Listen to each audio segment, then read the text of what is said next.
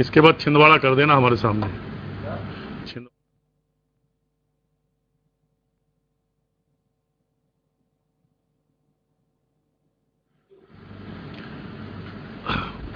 Yes, good morning to you everybody, students. Today I will take lecture on basic language skill. That is also a part of English language paper which you have in your course. So basic language skill. Before I discuss basic language skill, it is very important, very necessary that you know what the language is. What is the definition of language?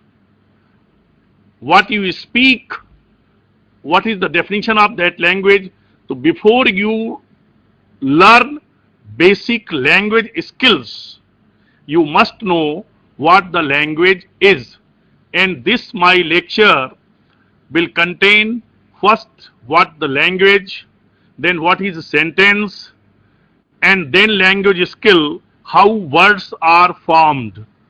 There is a process of word formation, how words are formed. There are several processes which I discuss here.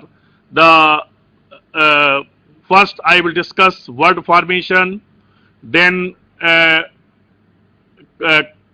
compounding of the words, then prefix, suffix, antonyms, synonyms, one word substitution, and some words are often misused and confused. This will be the topic of discussion today. And I see that some of students are sitting here. I would like to that first we want to discuss something. तो आप में से एक बच्चा, दो बच्चा हर college से please take mike in your hand, because if I ask question please answer the question, because without discussion grammar cannot be taught. I will discuss you the entire theory, but in order to make you understand clearly, because language skills, here we have to discuss basic language skills. These are very important for sentence formation, for speaking and writing a language, especially English language. This is the topic which I will discuss today. Vocabulary. Vocabulary means a list of words. This is simply a list of words. In Hindi you say shabd. Shabd kosh you can say, shabdon ki सूची you can say. Then comes word formation. How words are formed. Because when you see words process of, you will take, there is one word, root word, primary word, and with the help of other devices, you have to form those words. Then prefix and suffix, antonyms and synonyms, one word substitution, and words often confused and misused. This will be the area of teaching today. Now I am coming to the point, basic language skill. This is your topic. The first point which I would like to ask from you before I discuss, if any of you will tell me what is language. Any of you can tell me in one sentence what is language, what you understand by language, how will you define language. Language की परिभाषा क्या है, language किसे कहते हैं. आप में से कोई from Chhindwara, from Guna, from Burhanpur, can you, any student please tell me. If it is incorrect, don't worry, I want to know, because you are in BA part 1, you have done your 10th, you have done your 12th standard, and you speak language. So I want to know you what the language is. How will you define language? Can any one of you will tell? From Guna, you just tell what the language is. What is the definition of language? Guna, I am seeing you here. You have mic in your hand. Tell me what the language is. Neemach, are you hearing me, Neemach? Can you, any of you can define what the language is? No, from Chhindwara. Yes, Chhindwara, you are in a very good number. Any of you can tell what the language is? Actually, don't waste the time. If you know, if you have incorrect meaning, you can tell the incorrect definition. Any of you can define what the language is, because unless you understand language, how can you understand basic language skill? According to you, what do you feel? Okay, now I am telling you, language actually basically you can say it is the medium of expression. It is a medium of expression. You express yourself through language. But in the eye of linguists, they have defined language in several ways. There are some components of language. भाषा, अगर भाषा वैज्ञानिक के तौर पे कहेंगे तो ये मीडियम ऑफ इंस्ट्रक्शन ही नहीं है, इसमें बहुत सी चीजें शामिल हैं. There are so many things. There is also a definition कि बी कम्युनिकेट. और another important point is that language होती कहाँ की? Basically language is communicated through human being. Don't go to that part that even linguists have studied that animal also make some sounds. But language is speaking by human being. So language is a medium of expression. Language, the human being communicates by means of voluntary produced symbols, by means of habitually used oral auditory symbols. Language एक symbol है. इसमें भाषा में कोई निर्धारित नहीं है कि इस भाषा में इस चीज के लिए ये पर्टिकुलर शब्द होगा. It is quite arbitrary. इसलिए इसमें बाद में हम बताएंगे कि जब हम शब्द बनाते हैं, हमारी अंग्रेजी भाषा में कई शब्द दूसरी भाषाओं के आ गए हैं जो आज आपने डिक्शनरी में पाएंगे. तो इट इज आर्बिटरी. इसमें ऐसा नहीं कह सकते हैं कि लैंग्वेज किस भाषा को एडॉप्ट करेगी, किस भाषा का शब्द एडॉप्ट करेगी. It is always arbitrary. Oral है, हम अपने मुंह से बोलते हैं. ऑडिटरी है, जो हम सुन सकते हैं. And arbitrary symbols. सिंबल्स हैं, आई को उसको सिंबल्स हैं जो आर्बिटरी हैं, उनके ऊपर कोई नियम लागू नहीं होता है. अब before I discuss basic language skill, अब हम आपको बता देंगे यहां पर क्या लैंग्वेज जब आप कहते हैं. You have defined language, now you have understand language. Basically in generally we can say it is medium of expression. अब लैंग्वेज के भी दो पार्ट हैं जिसमें आपको आज एक पार्ट पढ़ना है. आप लैंग्वेज में पहले होती है कि लैंग्वेज अटर्ड बाय वर्ड्स. ऐसी भाषा जो शब्दों के द्वारा कही जाती है. भाषा में शब्द होते हैं, अभी आप शब्द फॉर्मेशन पढ़ेंगे, लेकिन एक और इसका पार्ट होता है. Language uttered by words is called verbal language. It is called verbal language. ये शब्दों की भाषा होती है, लेकिन इसका दूसरा पार्ट भी है. That is called language uttered by some facial expressions, some gesture, some other things. That is called non-verbal language. And in nowadays you may be hearing body language. It is also called body language. Both of them make language complete, because when you are going to utter a speech, if your hands are still, if there is no movement, there is no expression, there is no gesticulation, you cannot communicate effectively. So you remember, language has two parts. One is verbal language, another is non-verbal language. One is communication by words, another is communication by body parts, by gestures, by just language of eyes, language of face, language of several body parts. So this is basic what the language is. So up here we will discuss language, and language is uttered by words. So then we have to study words. Then words not only suffice to interact, there should be sentence. So then first we have to see what the sentence is. So this language acquisition, this is how you learn language. You see on your screen, this is the process of language learning, acquisition. भाषा को आप कैसे सीखते हैं, क्योंकि आप बहुत से लोग, most of you are from Hindi speaking belt. You learn English as a second language. So language, these are the important components of language, because language may you have to utter the words. First important thing is parts of speech. This is very important, and this I am quite sure you have been learning from your primary stage. Parts of speech.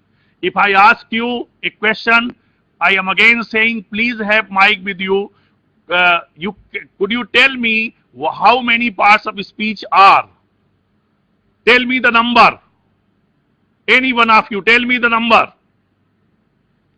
From Chhindwara, from Guna, from Burhanpur, Khargon. Because several classes have been taken by other teachers, you have been taught tenses, you have been taught articles. So then before you, how many parts of speech? Speech means what you speak. And yes, you tell me. Number, simply tell the number. How many parts of speech? Okay, I will tell you. Parts of speech is the basic of language, because whatever you speak, whatever you write, it is within the 8 parts of speech.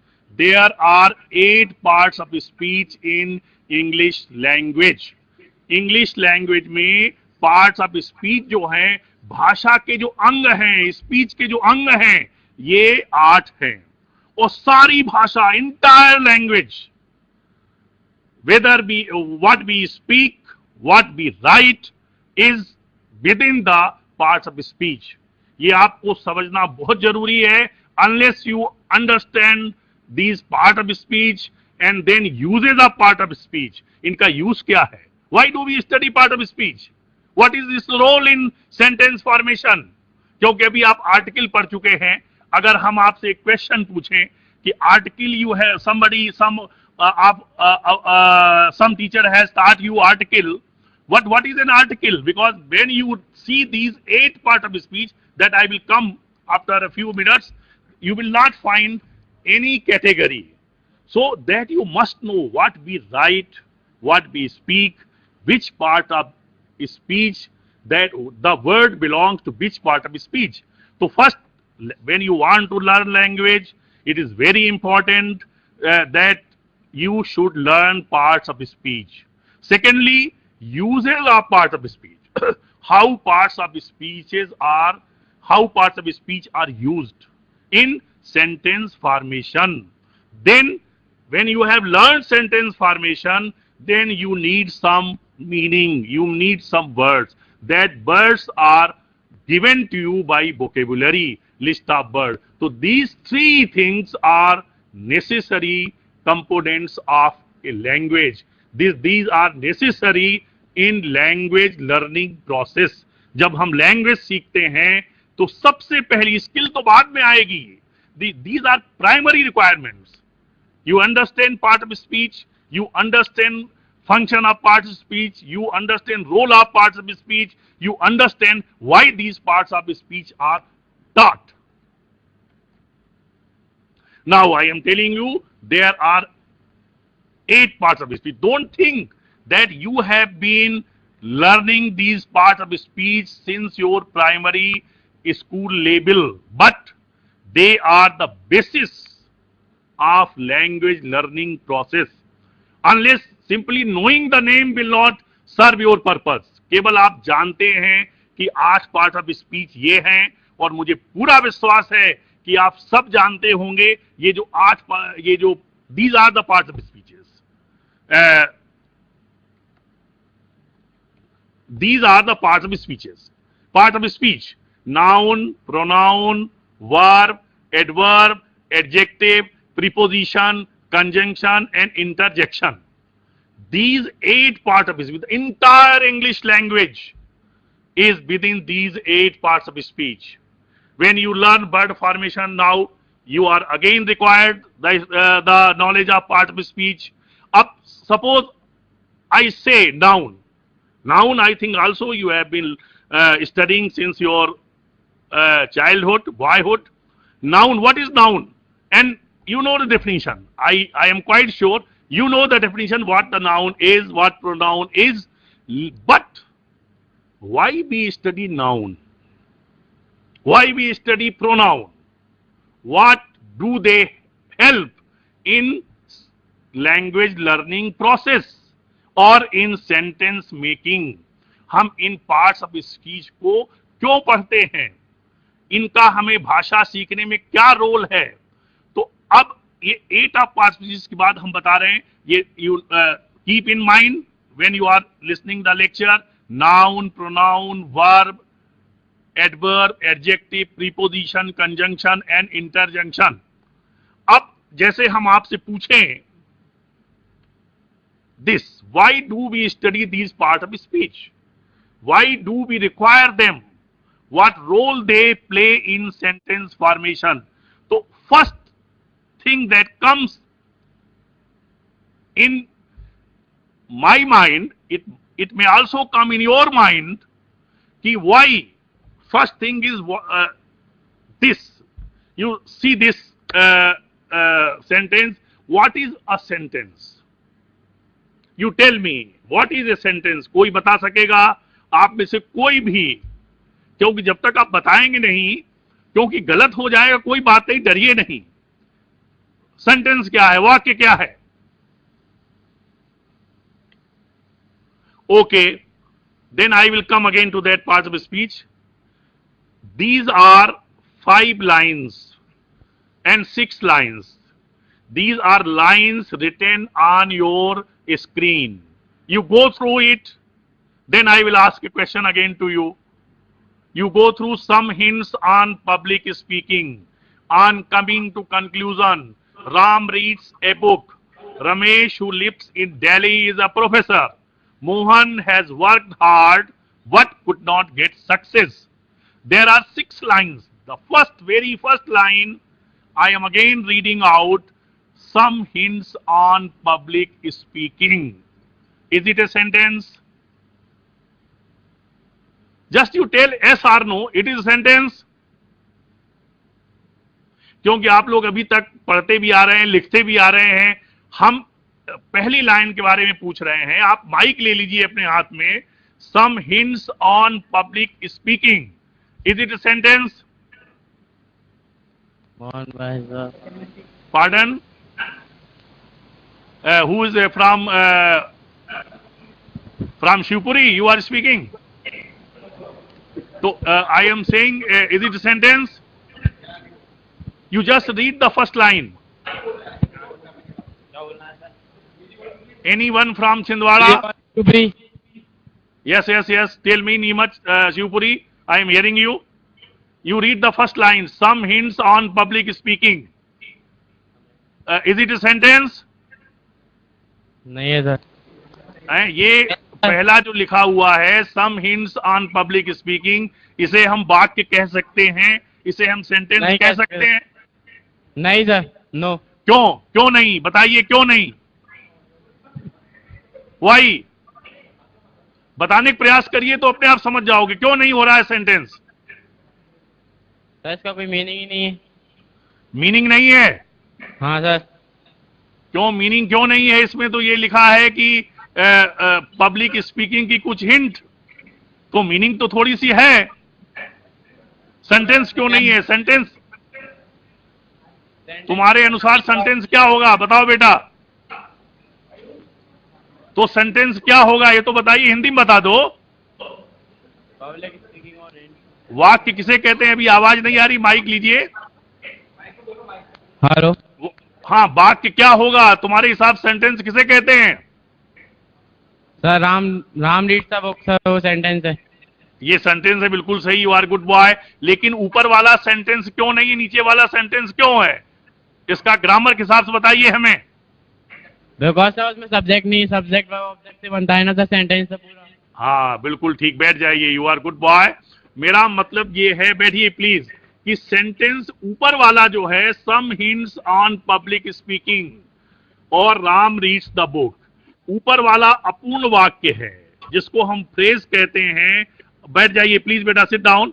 ये इसलिए अपूर्ण वाक्य है कि वाक्य को complete करने के लिए there are two important components. दो इंपॉर्टेंट कंपोनेंट्स हैं, पहला है सब्जेक्ट, दूसरा है वर्ब।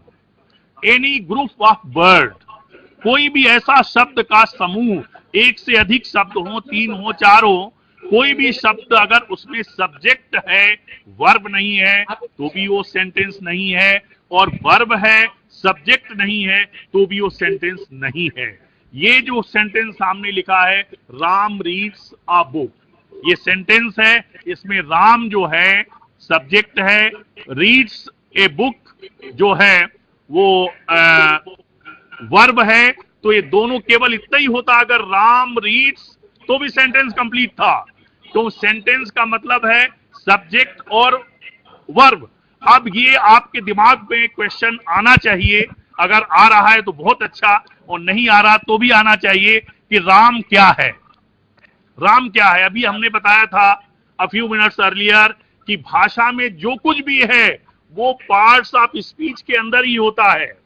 8 पार्ट्स ऑफ स्पीच अभी आपने देखे, noun, pronoun, verb, adverb, adjective, preposition, conjunction, interjection. इसमें राम क्या है इन 8 में से? राम को अभी आपने बताया सब्जेक्ट है। राम राम क्या है? सब्जेक्ट सब्जेक्ट है। सब्जेक्ट बिल्कुल ठीक है। तो लेकिन इन पार्ट ऑफ स्पीच में जो 8 हमने बताए थे, इसमें सब्जेक्ट तो हमने नहीं लिखा, तो क्या है? You tell. Yes, Ram, yes बिल्कुल ठीक बेटा, you are good girl, Neemuch. Ram is a noun. अब नाउन कहां से आ गया? पार्ट ऑफ स्पीच में से आया कि नहीं आया? yes, तो हम इसलिए पढ़ रहे हैं कि पार्ट ऑफ स्पीच जब हम कोई सेंटेंस बनाएंगे तो हमें सब्जेक्ट की आवश्यकता होगी। इतना समझ में आ रहा है? Whenever we form any sentence we require subject. जब भी सब्जेक्ट हम लाएंगे कहां से? हम इन्हीं पार्ट ऑफ स्पीच से लाएंगे। तो नाउन जो है, जो नाउन होता है, ये सेंटेंस में सब्जेक्ट भी बन सकता है और यही सेंटेंस में ऑब्जेक्ट भी बन सकता है। You remember this. तो हम कहां से लाएंगे? हम लाएंगे सब। अब प्रोनाउन क्या होता है? कहीं ये तो नाउन हो गया, प्रोनाउन क्या होता है बताओ? नीमत से बच्ची हो तुम। प्रोनाउन की सर्वनाम जिसे हम कहते हैं, उसे कहते हैं संज्ञा, इसे कहते हैं सर्वनाम। तो सर्वनाम क्या होता है हिंदी में बता दो। What is pronoun? ऐसे शब्द जो नाउन के स्थान पर उपयोग किए जाते हैं। जहां पर नाउन नहीं हो वहां पर हम प्रोनाउन का उपयोग करते हैं। जब हम किसी के बदले कोई शब्द का उपयोग करते हैं तो उनका फंक्शन हमेशा एक ही होता है। तो नाउन और प्रोनाउन हम क्यों पढ़ते हैं? हम इसलिए पढ़ते हैं कि बगैर नाउन और प्रोनाउन के हम सब्जेक्ट नहीं मिल सकता है, कि नाउन और प्रोनाउन दोनों ही सेंटेंस में सब्जेक्ट भी हो सकते हैं और ऑब्जेक्ट भी हो सकते हैं। ऑब्जेक्ट अगर नहीं भी है तो भी सेंटेंस कंप्लीट है, लेकिन सब्जेक्ट का होना अनिवार्य है। तो अब आपको ये समझ में आया कि पार्ट ऑफ स्पीच हम क्यों पढ़ते हैं। अभी तक आप जो भी याद करते हो, noun is the name of person, place और थिंग, इससे डेफिनेशन मतलब नहीं, इनका कार्य क्या है, हम इनको पढ़ते क्यों हैं। इसलिए पढ़ते हैं कि जब तक हम इनको नहीं पढ़ेंगे तब तक हमें हमारे एक वाक्य रचना के लिए सब्जेक्ट कहां से लाएंगे। अब जैसे राम आपने कहा, अभी बताया बच्चों ने, राम इज नाउन। अगर हम कहें कौन सा नाउन है तो क्या बताएंगे आप? कौन सा नाउन है? It is proper noun. ये बेटा एक प्रॉपर नाउन है क्योंकि ये yes yes tell me. Sir singular है सर, राम सिंगुलर इसलिए। हाँ सिंगुलर है इसलिए प्रॉपर नाउन है। अगर हम कह दें, देखिए ऐसा है जहां पर किसी का नाम होता है उसको हम प्रॉपर नाउन कहते हैं क्योंकि उसे, और जहां पर किसी का जातिवाचक संज्ञा होती है वहां हम कॉमन नाउन कहते हैं। अब राम को जब हम पढ़ेंगे तो पार्ट्स ऑफ स्पीच से कैसे पढ़ेंगे? Ram is proper noun, singular number, masculine gender and nominative case. ये आप ये सब जब तक शब्दों को ये नहीं समझेंगे आप कि राम है तो आया कहां से है, ये सब्जेक्ट है, ठीक है, सब्जेक्ट है तो नॉमिनेटिव केस हो गया। ये सब आप अपने टीचर से बाद में पढ़िए, पूछिए। अभी हमारा टॉपिक केवल है बेसिक लैंग्वेज स्किल, लेकिन इसको भी जान लेना जरूरी है, इसलिए हम बता रहे। राम है तो क्या है? सब्जेक्ट है। सब्जेक्ट है तो नाउन या प्रोनाउन में से ही कोई चीज होगी, ये हमेशा ध्यान रखें। सब्जेक्ट या तो either it should be noun और इट विल बी प्रोनाउन। सामान्य रूप से नाउन प्रोनाउन ही सेंटेंस के सब्जेक्ट होते हैं। अब नाउन प्रोनाउन है तो एक प्रॉपर नाउन हो गया, सिंगुलर नंबर हो गया, मैस्कुलिन जेंडर हो गया और नॉमिनेटिव केस हो गया। और जब सब्जेक्ट है अंग्रेजी भाषा में तो उसका वर्ब भी होगा, ये भी आप ध्यान रखें। तो किस वर्ब का सब्जेक्ट है? Subject to the verb reads, ये इसका है, ये रीड्स शब्द का सब्जेक्ट है। तो ये जब ऐसे सीखे, रीड्स क्या है? रीड्स मेन वर्ब है, मेन वर्ब है। ए क्या है? बच्ची तुम खड़ी हो, नीमत से बताओ ए क्या है? ए क्या है? ए क्या चीज है?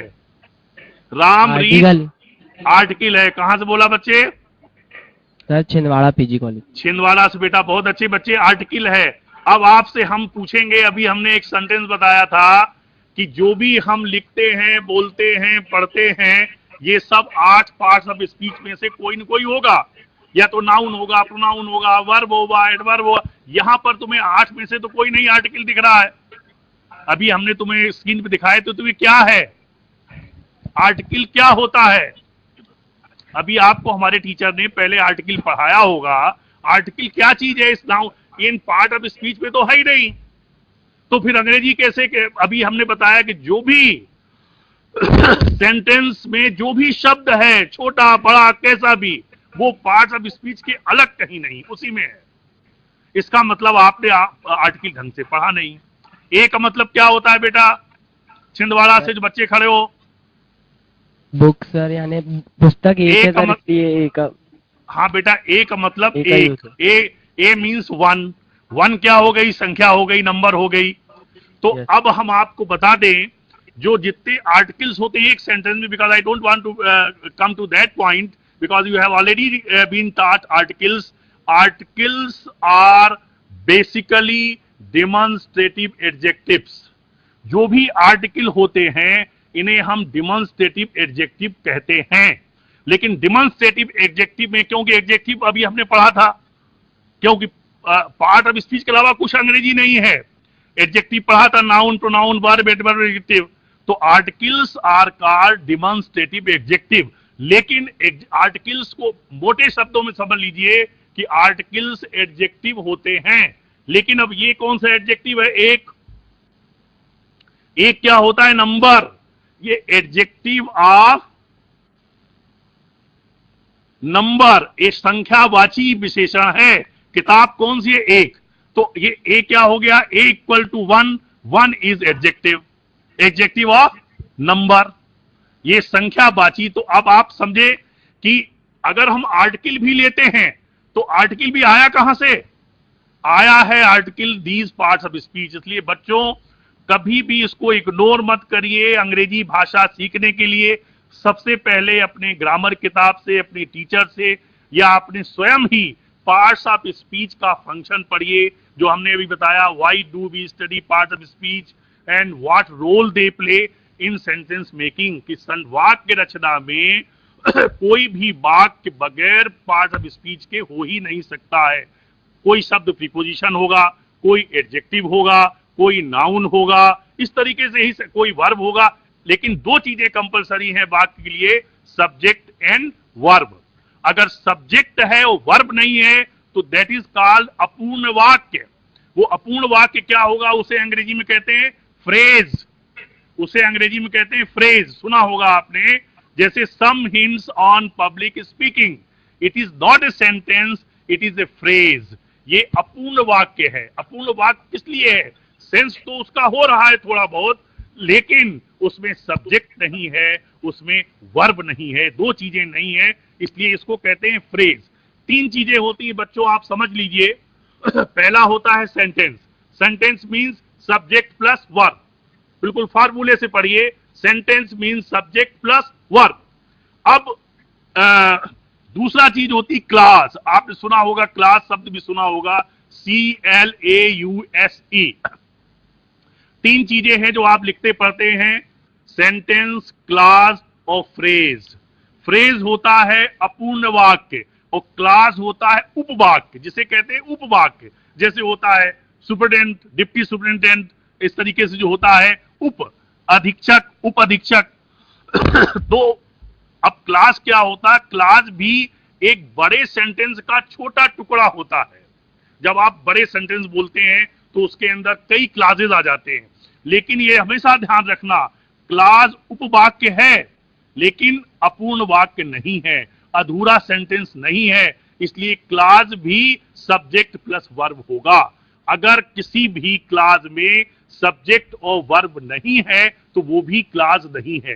तो these two, sentence and class, वाक्य और उपवाक्य, ये दोनों कंप्लीट सेंटेंस होते हैं। इनमें सब्जेक्ट होता है, इसमें वर्ब होता है, और जो फ्रेज हमने लिखा, some hints on public speaking are coming to conclusion, these both are phrases. ये फ्रेज हैं, अपूर्ण वाक्य हैं। अब नीचे तीन हम सेंटेंस फिर पढ़ रहे हैं, आपको स्क्रीन अभी है आपकी, राम रीड्स द बुक, ठीक हो गया। अब बुक हम पूछेंगे बुक क्या है, बुक ऑब्जेक्ट है, ऑब्जेक्ट है तो क्या हो गया, नाउन है, नाउन है तो क्या हुआ, वो कॉमन नाउन और वो उसी में पार्ट ऑफ स्पीच में आ गया, ए भी आ गया। वर्ब, रीड्स वर्ब है, तो आप समझ में आ रहा, सेंटेंस में जो कुछ भी आ रहा है वो पार्ट ऑफ स्पीच में आ रहा। अब दूसरा सेंटेंस हम पढ़ने जा रहे हैं, आप लोग भी पढ़िए, Ram who lives in Delhi is a professor. Ram who lives in Delhi is a professor.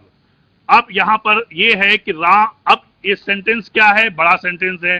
पहले वाला क्या था, सिंपल सेंटेंस था। दूसरा थोड़ा बड़ा सेंटेंस हो गया है, उस सेंटेंस के अंदर एक छोटा सेंटेंस भी है। तो अब इसमें क्या कहेंगे, ये कॉम्प्लेक्स सेंटेंस है, कॉम्प्लेक्स। अब इसमें दो सेंटेंस कौन कौन से हैं बता सकते हो आप, इसमें मेन वाक्य कौन सा है और उपवाक्य कौन सा है, what is principal clause and what is subordinate clause, क्या आप बता सकते हैं? अगर हम ऐसे पढ़, यस यस बताओ बेटा, यस खंडवा, यस बेटा खंडवा, हाँ यस टेक माइक, हाँ बेटा बताइए। Sir, Ramesh is a professor is the first sentence and who lives Yes. in Delhi is the second Yes. sentence. Very good बेटा, बहुत अच्छी बच्ची हो। Ramesh is a professor is one sentence and there is another sentence who lives in Delhi. ये professor है, रमेश को qualify कर रहा है। रमेश कौन है, प्रोफेसर है, लेकिन कहाँ, वो दिल्ली रहता है। तो ये इसका सबऑर्डिनेट क्लॉज हो गया, एडजेक्टिव क्लॉज हो गया। अब यहां पर आप देखिए, Ramesh is a professor, complete sentence है कि नहीं है? रमेश सब्जेक्ट है, इज वर्ब है, तो ये सेंटेंस पूरा हो गया कि नहीं हो गया? दूसरा हु सब्जेक्ट है, हु प्रोनाउन है। जब प्रोनाउन आप लोग पढ़ेंगे, जब भी डिटेल में आपके टीचर से पूछिए तो समझ में आएगा। अभी हमने बताया था प्रोनाउन भी सब्जेक्ट हो सकता है। तो who lives in Delhi, who subject है, लिव्स वर्ब है। तो ये दोनों क्लास कंप्लीट हैं, दोनों सेंटेंस, पहला प्रधान वाक्य है, दूसरा उसका उपवाक्य है। अब इस लास्ट सेंटेंस पढ़िए, Mohan has worked hard but could not get success. यहां पर ऐसे मिला के पढ़िए, but he could not get success. He को और जोड़ लीजिए, Mohan has worked hard but he could not get success. इसमें भी दो सेंटेंस हैं, दिख रहे हैं। पहला था कॉम्प्लेक्स सेंटेंस और ये है कोऑर्डिनेट सेंटेंस, जो बट है एक दूसरे को जोड़ रहा है। Ramesh has worked hard, Ramesh noun है, हैज वर्क दोनों मिलके वर्ब हो गए, हार्ड उसको मॉडिफाई कर रहा है वर्ब को, but he could not get success, but जोड़ रहा है, but he could not get success also एक सेंटेंस है। ही यहां पर लगेगा, ही कुड नॉट, कुड वर्ब हो गया, ये भी पूरा सेंटेंस है। तो अब हमारा एक ही ऑब्जेक्टिव था कि आप लोग हमेशा ये जाने कि पूरी भाषा जो है वो पार्ट्स ऑफ स्पीच के तहत होती है। आप सारे 8 इसको इग्नोर मत करिएगा। अगर आप अंग्रेजी सीखना चाहते हैं, समझना चाहते हैं, तो डोंट इग्नोर दिस। हमेशा पार्ट्स ऑफ स्पीच को बहुत अच्छे से पढ़िए, उनके फंक्शंस पढ़िए, वो सेंटेंस बनाने में हमारी क्या मदद करते हैं ये पढ़िए, तो आपको बेसिक चीज आ जाएगी। अब ये देखिए स्ट्रक्चर ऑफ सेंटेंस, हम again I am clarifying to you. Structure of sentence क्या है, बेसिक कंपोनेंट क्या है, subject plus verb equal to sentence. Subject और वर्ब मिला के वाक्य बन जाता है। जबकि हिंदी में क्या होता है, अंग्रेजी में थोड़ा सा हम एग्जाम्पल दे रहे हैं, अंग्रेजी में सब्जेक्ट के बाद वर्ब आएगा, उसके बाद प्रीपोजिशन या ऑब्जेक्ट जो भी आए। हिंदी में ऐसा नहीं होता है। हिंदी में सब्जेक्ट पहले आएगा, ऑब्जेक्ट बाद में आएगा, उसके बाद क्रिया आती है। जैसे आप कहते हैं मैं खाना खाता हूं, या मैं खाना खाती हूं, या मैं किताब पढ़ता हूं, या मैं किताब पढ़ती हूं। तो मैं क्या है, मैं सब्जेक्ट है, प्रोनाउन है I means pronoun. Again part of speech में जाइए। अब किताब क्या हो गई, किताब हो गई ऑब्जेक्ट। ऑब्जेक्ट है, ये क्रिया नहीं है, लेकिन अंग्रेजी में ऐसा नहीं होता है। हिंदी में क्या होगा, मैं खाना खाता हूं, मैं किताब पढ़ती हूं, तो किताब पहले आ जाएगी। लेकिन ऐसा कभी भी अंग्रेजी में नहीं होता है। इसलिए हमेशा आप ध्यान रखिए, after subject immediately verb comes. ये स्ट्रक्चर उसका होता है, उसकी संरचना जो होती है, कर्ता के बाद क्रिया आती है, क्रिया के बाद जो भी आए वो सब अलग है, लेकिन वो एसेंशियल पार्ट नहीं है। अगर कर्ता और क्रिया दो ही चीजें मिल गई तो आपका सेंटेंस हो गया। अब हम कुछ एग्जाम्पल्स दे रहे हैं आपको यहां पर। अब आप देखिए, ये 5 स्ट्रक्चर्स दिए हमने यहां आपको। अब इन 5 स्ट्रक्चर में एग्जाम्पल्स भी दिए हैं आपको। इन 5 में आपको क्या चीज कॉमन लग रही है बताइए, जो सभी में है, सभी सेंटेंसेस में बताओ बच्ची। हाँ, Subject and verb. Yes, very good, आप अच्छे बच्चे हो। ये 2 चीजें कॉमन है, सब्जेक्ट एंड वर्ब। अगर ये 2 चीजें मिल गई तो इसका मतलब सेंटेंस पूरा हो गया। अब हमेशा कभी भी ये मत कहना a group of word that makes a meaning. Meaning तो सेंटेंस में रहेगी ही, लेकिन ग्रामर के हिसाब से सेंटेंस सही नहीं होगा। ग्रामर के हिसाब से वो ग्रुप ऑफ वर्ड जिसमें मीनिंग तो है, होना ही चाहिए, साथ में सब्जेक्ट और वर्ब भी अनिवार्य है। अगर कहीं किसी सेंटेंस में आपको सब्जेक्ट मिले, वर्ब नहीं मिले, तो भी इनकम्प्लीट वाक्य है, और वर्ब मिले, सब्जेक्ट नहीं मिले तो भी इनकम्प्लीट का। तो ये इसीलिए हमने चार्ट बनाया था, subject verb plus object. I like rice, she loves her job, Aditya स्लीप्स, यहाँ एडजेक्टिव आ गया बाद में।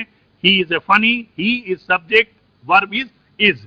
अब ये बाद में वर्ब के चैप्टर में आपने टीचर से पूछिएगा कि इज कैसा वर्ब है एंड लाइक कैसा वर्ब है। ये सब आपको मेरा बार बार अगर आप भाषा सीखना चाहते हैं, सबसे पहले पार्ट्स ऑफ स्पीच पढ़िए, उसको इग्नोर मत करिए, उसके काइंड्स पढ़िए, नाउन के काइंड्स कितने, उसके फंक्शन पढ़िए, और सेंटेंस में उसकी क्या भूमिका है, सेंटेंस को बनाने में आपको कैसे मदद करेंगे पहले सीख लीजिए।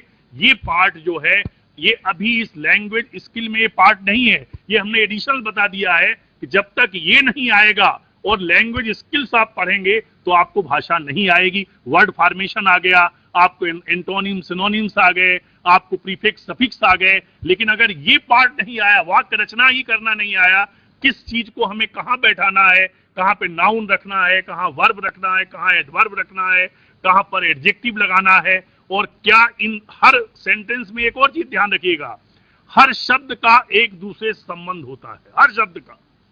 तो ये भी आपको जानना है कि जैसे ही लाइक्स राइस है, तो आई लाइक राइस है, तो राइस क्या है, इसका क्या संबंध है। जैसे ही इज फनी, फनी क्या है, एडजेक्टिव है, तो इसका किससे संबंध है। इज क्या है, ये हेल्पिंग वर्ब है, यहाँ मेन वर्ब का काम कर रहा है। तो ये सारी चीजें आप जब पढ़ेंगे तब आप समझेंगे। इसलिए आज से घर जाके हमेशा एक अच्छी ग्रामर किताब खरीदिए, always have a good book of grammar, और उसके बाद उसमें पार्ट्स ऑफ स्पीच का अध्ययन करिए। अगर नहीं समझ में आता है तो you ask your teacher. This is the basic requirement of sentence formation, क्योंकि आपके लेक्चर का पार्ट था वर्ड फॉर्मेशन, सेंटेंस फॉर्मेशन नहीं था। लेकिन हमने इसलिए बताया कि इतना इंपॉर्टेंट है, जब तक आप सेंटेंस की रचना ही नहीं जानते हैं तो वर्ड फॉर्मेशन से कोई मतलब नहीं।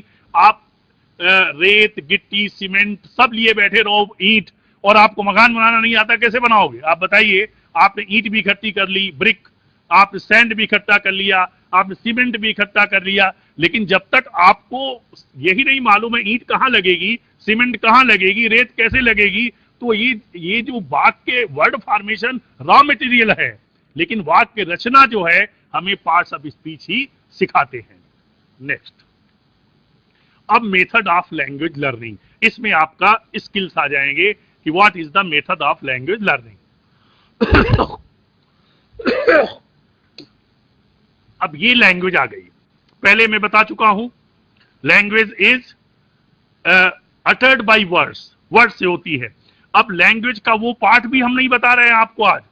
लैंग्वेज में जब लैंग्वेज सीखेंगे तो लैंग्वेज का भी हमने डेफिनेशन में दो चीजें बताई थी, ओरल, ऑडिटरी। एक तो शब्द से होता है और एक सुनने से होता है। आपके कानों में कुछ साउंड भी आता है, मतलब दम, जैसे अगर इशारों से बात करें तो पूरी लैंग्वेज नहीं है। तो दोनों चीजें अनिवार्य होती हैं। इसमें उसके वर्ड फॉर्मेशन भी जाने, साथ में उसका साउंड्स के बारे में भी जाने। हर भाषा के अपने साउंड्स होते हैं, क्योंकि स्वर और व्यंजन, वॉवेल और कंसोनेंट। तो जब तक हम ये नहीं जानेंगे how vowels are pronounced, how consonants are pronounced, तो हम वाक्य रचना भी जान जाएंगे, हम वर्ड फॉर्मेशन भी जान जाएंगे, लेकिन हम भाषा में दक्षता, प्रवीणता नहीं कर सकते हैं। कि वो भी बड़ा इंपॉर्टेंट पार्ट है कि हम किस शब्द को कैसे बोलें, तो वो पार्ट है फोनेटिक्स। लैंग्वेज जब सीखते हैं तो वो पार्ट है फोनेटिक्स, जिसे कहते हैं ध्वनि विज्ञान। कि स्पीच साउंड्स, स्पीच साउंड्स कौन से होते हैं, हर भाषा के स्पीच साउंड्स होते हैं, और एक पर्टिकुलर भाषा के साउंड के लिए हम कहते हैं फोनोलॉजी। कि अंग्रेजी में अलग से साउंड होता है, हिंदी में अलग से होता है, ये अलग अलग साउंड होते हैं। तो ये पार्ट जो है फोनेटिक्स एंड फोनोलॉजी का, ये भी हम नहीं पढ़ा रहे हैं, जबकि आपको ये भी पढ़ना है घर में अगर लैंग्वेज सीखना चाहते हैं आप। How pronunciation of particular word is, how that particular word is pronounced, what are the particular speech sounds of English language. Basic वही दो चीजें हैं, स्वर और व्यंजन, वॉवेल्स एंड कंसोनेंट्स, ये आपको पढ़ना है। अब इसके बाद लेटर पार्ट जो आज हम पढ़ाएंगे वो है सीमेंटिक्स एंड सिंटैक्स। ये जो आपके सामने स्क्रीन में लैंग्वेज में दो चीजें लिखी, एक तरफ वोकेबुलरी लिखी है, एक तरफ वर्ड फॉर्मेशन लिखा है, एक तरफ ग्रामर लिखा है, एक तरफ टेंसेस लिखे हैं। आप सब ये पढ़ चुके हो, हमें पूरी उम्मीद है क्लासेस लगे होंगे, टीचर्स ने आपने बताए होंगे। अब भाषा सीखने के लिए ये दोनों चीजें, पहला चीज है पार्ट्स ऑफ स्पीच, ठीक है। दूसरी चीज आपको बताई कि आपको उसका उच्चारण भी आना चाहिए, वो फोनेटिक्स में हो गया। अब ये दो चीजें हैं, एक तरफ है ग्रामर, एक तरफ है टेंसेस। आपको शब्द अच्छे मालूम हो गए, आपको ये मालूम है कि राम नाउन है, ये भी मालूम है कि राम सेंटेंस का सब्जेक्ट बनेगा, ये भी मालूम है गो वर्ब है, ये वर्ब बनेगी। लेकिन उसके लिए हर भाषा में अपने कुछ नियम हैं, ये ध्यान रखिएगा, हर भाषा में अपने कुछ नियम हैं। वो नियम कहां से आते हैं, ग्रामर से, दैट इज कॉल्ड सिंटैक्स। वो ग्रामर है, व्याकरण है, जब तक आप व्याकरण के नियम नहीं जानेंगे, बहुत सिंपल प्रोसेस है ये, पहले पार्ट्स ऑफ स्पीच पढ़ लीजिए, फिर वोकेबुलरी और वर्ड फॉर्मेशन पढ़ लीजिए कि शब्द, क्योंकि जब आप अंग्रेजी बोलेंगे तो शब्द आने चाहिए। वोकेबुलरी मीन्स अभी बताया लिस्ट ऑफ वर्ड्स, शब्दों की सूची, और कुछ सूची ऐसी होती है, कुछ चीजें हम फॉर्म कर लेते हैं वर्ड्स को, वो वर्ड फॉर्मेशन है। रूट वर्ड से हम प्राइमरी वर्ड से शब्द बना लेते हैं। अब ये सब चीजें आ गई, जैसे अभी बताया तो मैंने कि रॉ मटेरियल तो आ गया है, लेकिन हर चीज के एक नियम होते हैं। जैसे सड़क है, आपको सड़क पे चलना है तो आपको नियम है, रूल्स ऑफ ट्रैफिक भी हैं कि आपको लेफ्ट में चलना है, आपको अगर स्लो जा रहे ओवरटेक करना तो कैसे करना है, अगर नहीं फॉलो करेंगे तो चलना सबको आता है। तो ये चीजें आने के बाद भी आप ठीक से चल नहीं पाएंगे, दुर्घटना होगी। तो अब आपको जरूरत है लैंग्वेज में ग्रामर की भी उतनी। शायद आपको पढ़ाया गया होगा ग्रामर में क्या होता है, रूल्स ऑफ लैंग्वेज, उसके लिए होता है। उसके बाद निकलता है टेंस, उसमें टेंस आते हैं, present tense, past tense, future tense, जो भी टेंस है। तो हर टेंस के अपने अपने नियम है, अपने अपने कायदे हैं। तो ये सीखने के लिए ये हमने पूरा आपको एक लेआउट बता दिया है कि आप लैंग्वेज सीखें तो कैसे सीखना है। पहले पार्ट्स ऑफ स्पीच पढ़ें, फिर शब्द पढ़ें, शब्द लाएं, उसके बाद ग्रामर पढ़ें, उसके बाद टेंसेस पढ़ें, आपको भाषा आने लगेगी। वेरी सिंपल प्रोसेस, लेकिन मेहनत करके पढ़िए। आप लोग क्या करते हैं, एक ग्रामर सीखना चाहते हैं, पार्ट्स ऑफ स्पीच नहीं पढ़ते हैं। आप सोचते हैं हमने 6th क्लास में पढ़ लिया है, 1st स्टैंडर्ड पढ़ लिया, इसका कोई यूज नहीं। इसका यूज जीवन भर है। जब भी आप सेंटेंसेस बनाएंगे, पढ़ेंगे, parts of speech are required. Then शब्द आप अपने बढ़ाते रहिए, वोकेबुलरी बढ़ाते रहिए, वो भी रिक्वायर है। उसके साथ कैसे वाक्य रचना करें हम, उसका क्या नियम है, उसका भी रिक्वायरमेंट है। उसके लिए हमें ग्रामर आना चाहिए और टेंसेस आना चाहिए। टेंस जो है, क्योंकि सब अलग अलग है, हर टेंस का अलग स्वरूप है, हर टेंस के अलग नियम है, हर टेंस की अलग सहायक क्रियाएं हैं। अब आप आइए, आप अपने Sir, topic. Yes, what is the role of helping verb in a sentence? What is The role of helping verb in a sentence? Role of helping verb? Yes please. Role of helping verb, helping का मतलब जानते हो? Helping मतलब होता है मदद करना। क्या होता है जब हम कुछ ऐसे, अभी बैठ जाइए, 1 मिनट बता रहे हैं। सारी क्रियाएं, जितने मेन वर्ब होते हैं, all the main verbs are in plural number. This is very good question that you have asked. सारी क्रियाएं बहुवचन में होती हैं, मुख्य क्रियाएं। अब जैसे राम है और इसको सिंगुलर बनाना है, राम के साथ अभी हम उसकी हेल्पिंग पे ही आ रहे हैं। राम है, सिंगुलर है, तो इसके साथ वर्ब कैसी आना चाहिए? सिंगुलर। और सारी क्रियाएं जो हैं बहुवचन होती, तो इसको सिंगुलर करने के लिए हम एस और यस लगा देते हैं, लेकिन ये केवल इंडेफिनिट में करते हैं। अगर है राम जा रहा है, राम इज गोइंग, तो गोइंग जो है उसमें आईएनजी लगा के, लेकिन सिंगुलर नहीं है। अभी बताया सारी क्रियाएं मुख्य होती हैं, मेन प्लूरल नंबर में मुख्य क्रियाएं, तो उसको सिंगुलर नंबर करने के लिए अगर हम राम गोइंग करें गलत है, राम आर गोइंग करें तो भी गलत है, क्यों? राम एक वचन है, इसके साथ एक वचन की क्रिया लगानी पड़ेगी। अगर इंडेफिनिट है तो बोथ लगा देंगे, और अगर इंडेफिनिट नहीं, कंटिन्यूअस है, तो उसमें हम राम इज गोइंग। तो वचन को दिखाने के लिए, जो सिंगुलर नंबर, प्लूरल नंबर, इसको डिनोट करने के लिए ये क्रियाएं रहती हैं और ये हेल्प करती हैं। आया समझ बेटा? केवल just to justify singularity and plurality. और जब ये अकेले आती है, राम इज ए बॉय, जैसे राम इज ए बॉय, अब आप कहोगे ये क्या है? आपको इस तो हेल्पिंग वर्ब होती है, लेकिन यहाँ हेल्पिंग वर्ब नहीं है। ये किसी मुख्य क्रिया की मदद नहीं कर रही है, ये अपने आप टू बी वर्ब बनके वर्ब एकदम एक मुख्य क्रिया का रोल ऑक्यूपाई कर लिया है। तो Ram is a good boy में यहाँ पर is not helping verb, is to be verb, वो वर्ब बन गई है, मुख्य क्रिया बन गई है, अज्यूम कर लिया है उसने। लेकिन अगर राम इज गोइंग तो इज गोइंग को हेल्प कर रही है। ओके, अब I am coming to next point, नहीं तो आपका इनकम्प्लीट हो Thank you, जाएगा। sir. अब ये है English vocabulary, consist of more than 1 million words. And एक बारोइंग चलती है, बारोइंग, सेकंड पॉइंट इसमें देखिए, burrowing, constant burrowing from other languages, जो हमने कहा था वर्ड फॉर्मेशन। कई ऐसी भाषाएं होती हैं जिनसे शब्द को, अभी बताया था पहले सबसे बिगिनिंग में, आर्बिटरी सिंबल्स हैं, इन पे कोई नियम नहीं है, कोई भाषा किसी भाषा के शब्द को अपनी भाषा में उपयोग कर सकता है, तो ये बारो करते हैं। पहले अंग्रेजी तो स्वयं ही 1 मिलियन वर्ड्स हैं हमारे पास, मोर देन 1 मिलियन, उसके बाद भी हम कंटिन्यूअस प्रोसेस है, हम बारो करते हैं वर्ड्स को, और बारो करने के बाद उधार ले लेते हैं, उसके बाद उस शब्द को अपनी भाषा में बना लेते हैं। तो अब हम एग्जाम्पल दे रहे हैं आपको, फ्यू एग्जाम्पल्स। जैसे ये एग्जाम्पल है, देखिए जिराफ, जिराफ आपको डिक्शनरी मिल जाएगा, आप जानते भी होंगे, मैगजीन मिल जाएगी और शुगर मिल जाएगी, लेकिन ये बेसिकली अंग्रेजी के वर्ड नहीं है, ये अरेबिक से लिए गए हैं। शक्कर, अरेबिका में शक्कर है, शक्कर से जो हम गांव की भाषा में बोलते हैं उससे शुगर बन गया, मैगजीन बन गई, जिराफ बन गया। ये बेसिकली जब आप पढ़ेंगे अरेबिक लैंग्वेज, ये मूलतः अंग्रेजी का शब्द है ही नहीं।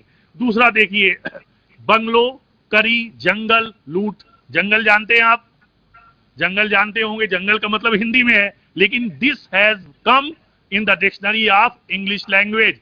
इंग्लिश लैंग्वेज में भी आपको जंगल मिलेगा, फॉरेस्ट की जगह जंगल भी यूज कर सकते हैं आप, जबकि अंग्रेजी शब्द है फॉरेस्ट, हिंदी शब्द है जंगल, लेकिन जंगल को हमने अंग्रेजी में समा लिया है, अब अंग्रेजी ने बारो कर लिया है और वो अंग्रेजी का शब्द बन। लूट, जैसे लूट होती है LOOT, लूट हिंदी का शब्द है, बेसिकली हिंदी का शब्द है कि बेसिकली हिंदी का शब्द है, तो लेकिन अंग्रेजी में भी अब आ गया लूटेड, आप डिक्शनरी में पाएंगे, मिल जाएगा। दो शब्द नीचे और, एक गोरिल्ला है, एक जैज है।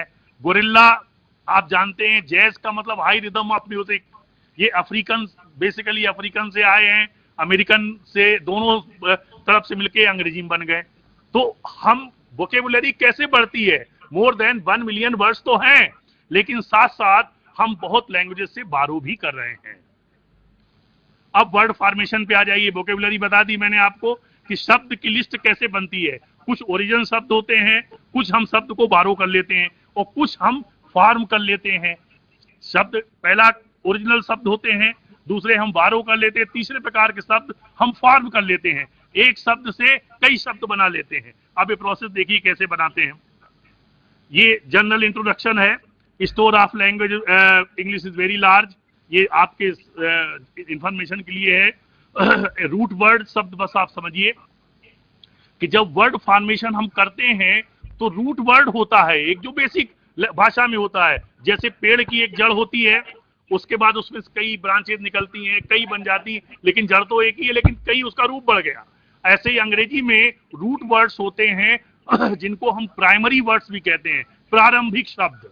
अब ये रूट वर्ड से हम कई शब्द डेवलप कर लेते हैं, ऐसे हमारा वर्ड फॉर्मेशन होता है। ये प्रोसेस है वर्ड फॉर्मेशन की। थोड़ा सा टाइम कम हो गया तो हम आपको जल्दी जल्दी बताएंगे। ये वर्ड फॉर्मेशन की 4 प्रोसेस है, क्योंकि एक्चुअली लंबा टॉपिक है बहुत अच्छे से, लेकिन फिर भी आप जान जरूर लीजिए और अपने घर में पढ़िए, बाद में नहीं समझ में आए टीचर से पूछिए। फंक्शनल चेंज, वर्ड फॉर्मेशन में फंक्शनल चेंज होता है। अभी आपको हमने बताया था पार्ट्स ऑफ स्पीच, हर समय पार्ट्स ऑफ स्पीच का रोल होता है।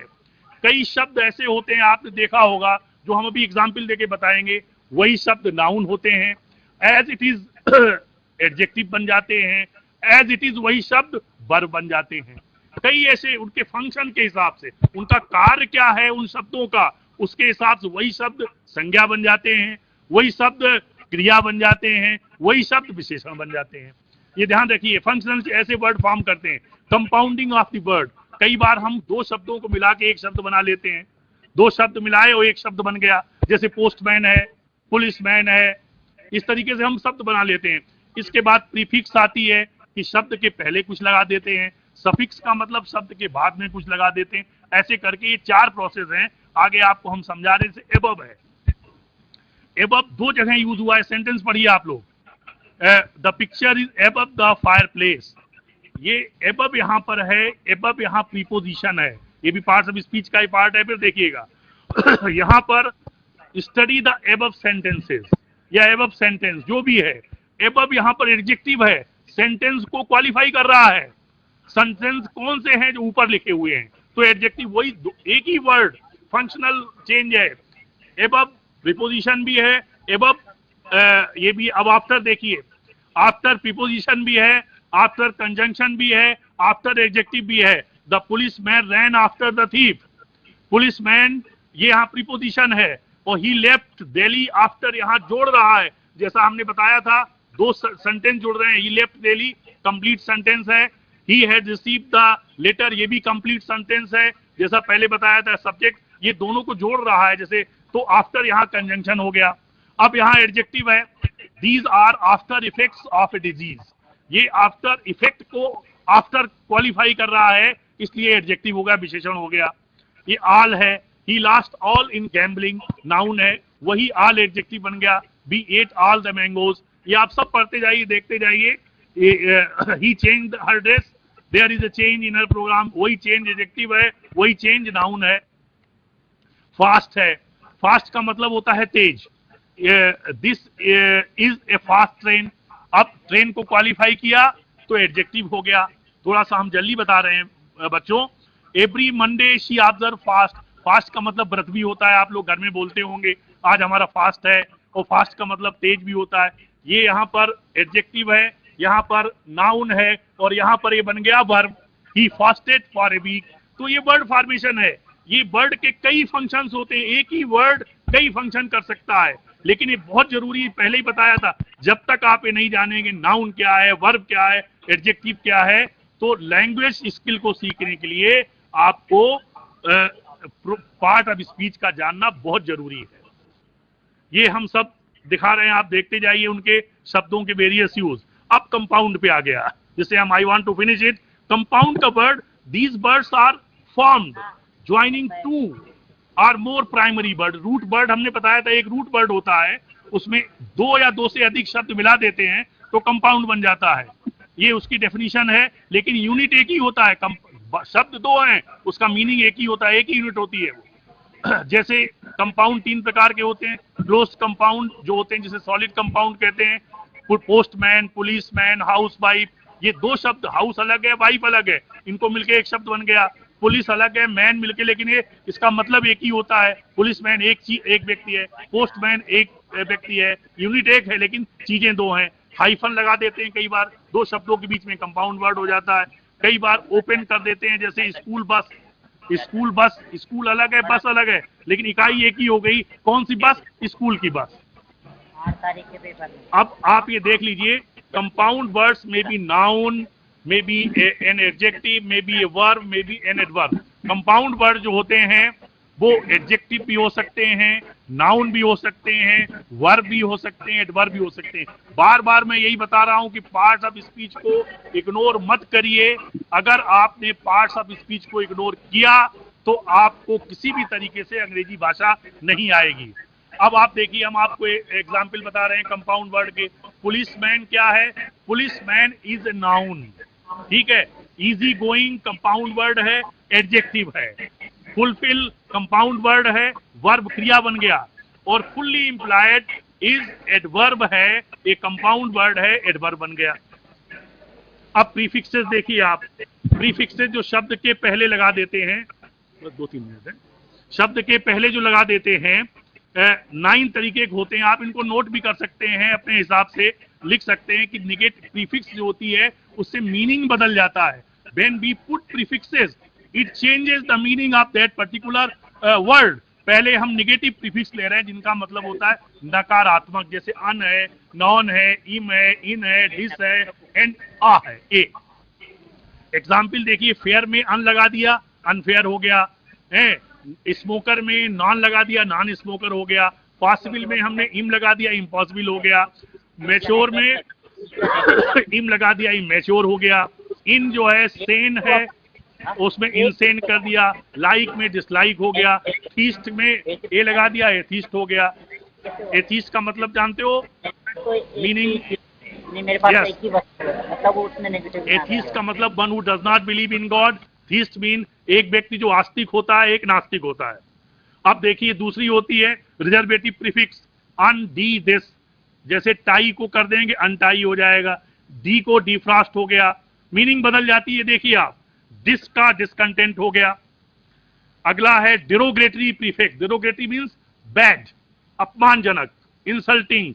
Not good. जैसे मिस है, मिस का मतलब लोअर, बैड, मिसकंडक्ट, आपका मीनिंग बदल गई। मेल ट्रीटमेंट, बैड ट्रीटमेंट हो गया, मेल प्रैक्टिसेस हो गई। प्रीफिक्स ऑफ डिग्री और साइज, डिग्री साइज की होती है सुपर, आउट, सब, over, under, mini, ultra. Man में अगर हम सुपर लगा देंगे, सुपरमैन हो गया, मतलब एक आदमी से ज्यादा जो होता है, एबव दैन मैन। आउट